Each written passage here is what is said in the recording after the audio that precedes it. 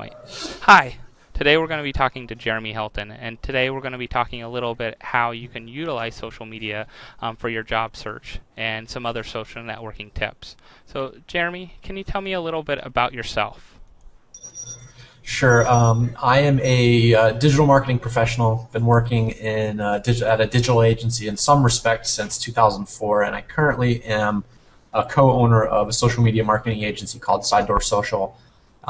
We help clients one use social to just to do marketing, branding, customer service, and we also help them with lead recruitment, and that can be for job searchers, job seekers, people who are looking to get online degrees, stuff like that. So it's kind of a wide variety of things, but we are specialized solely on social media. So I live and breathe it.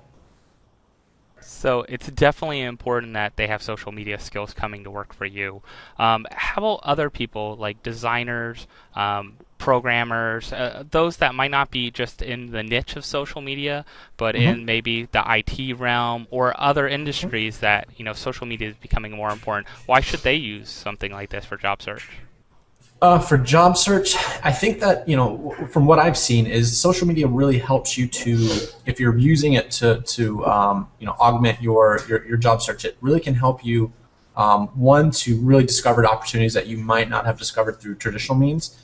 And more importantly, it helps you if you're using it, which I'll talk about a little bit later in this interview on how to do it, but if you're using it, or you can use it to help you basically stand out among candidates. As someone who has been doing a lot of hiring over the years, when I post a job, there is a flood of resumes that come in, and it's very time consuming for me as a hiring manager to go through it. And there's ways that you can leverage social to really kind of to get yourself out of that clutter of just an inbox full of resumes, and really stand out and draw attention to yourself, which is as a job seeker should be very, very important to you.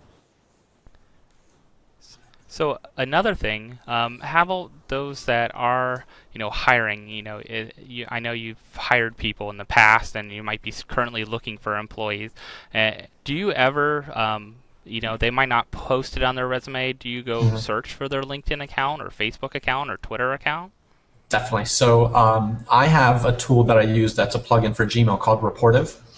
And what that does is, and which a lot of people don't know, is that most of the social platforms, if you give it an email address, it will tell you whether or not they have a social profile, and it will show you what that profile is. So anytime I receive an email from a job candidate, essentially what I do is I use this tool Reportive to see, is that email address one connected to social account? So if it is, then I go and kind of browse what they're talking about.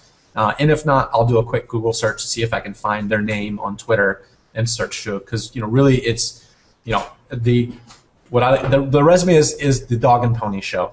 You always put your best foot forward. You're the greatest person in the world. You're the most qualified person in the world, and people are really on social platforms letting their hair down, and are a truer representation of who they are. So I like to try to augment what that resume says with what I see as far as their own personal opinions and tastes and what they're saying, to get a good gauge. And you'll be surprised how many times I'll see a resume that doesn't match up with their LinkedIn. So they'll have more experience in something or they've really blown up the amount of experience they have in relation to the job they're specifically seeking versus what they've put on LinkedIn.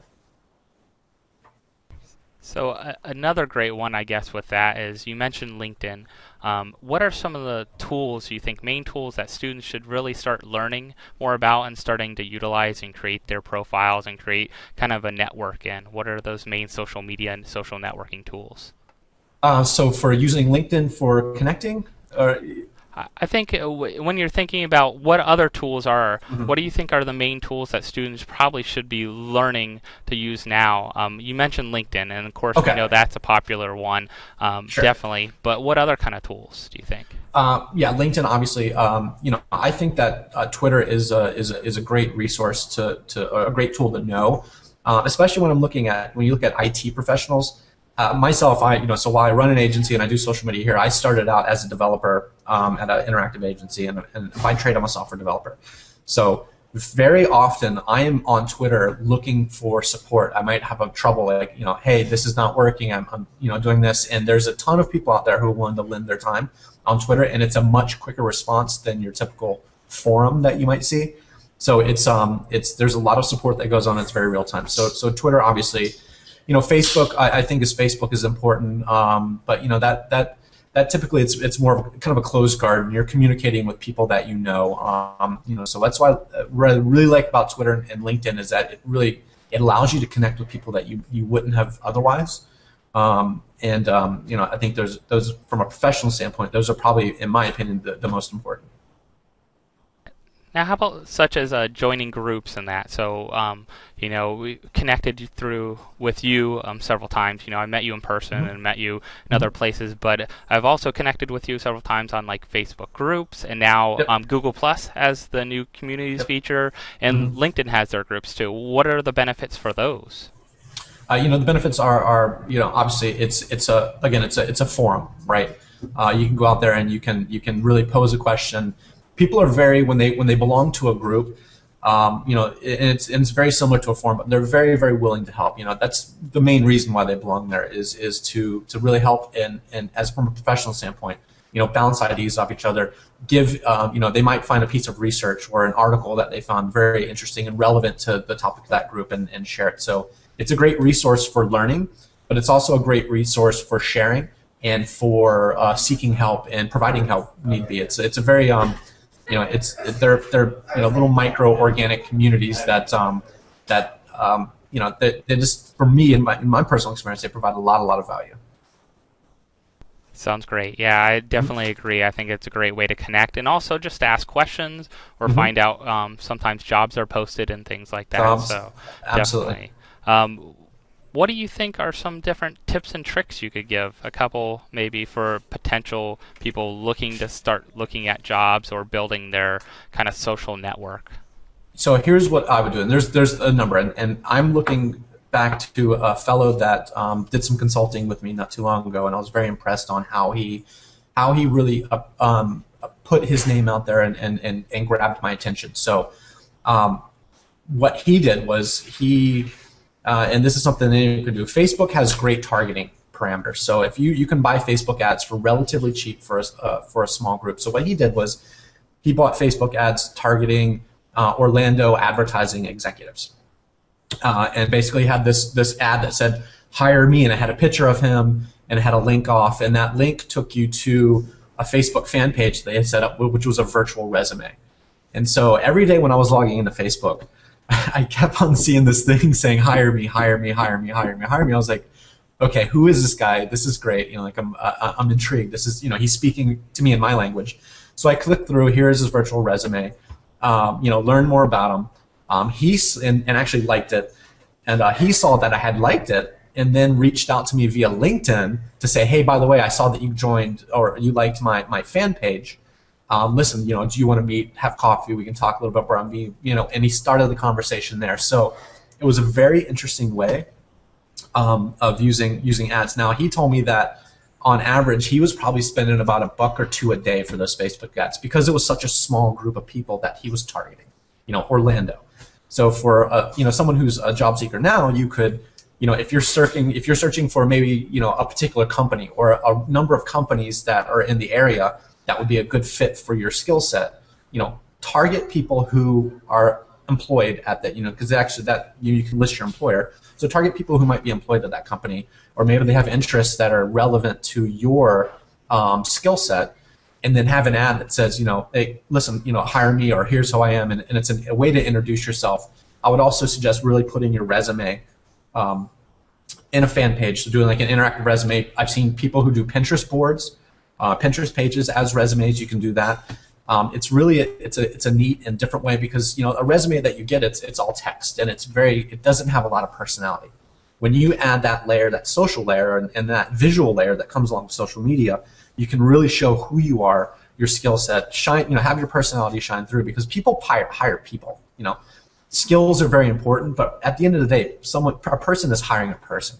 And to me, resumes don't really they're not a good reflection of who a person truly is. And it's only part of the story. And I think if you add that social layer, and that visual layer on top of it, it really becomes a complete story, and it allows me to really say, wow, that's someone that I definitely am interested in, and I'm going to pursue.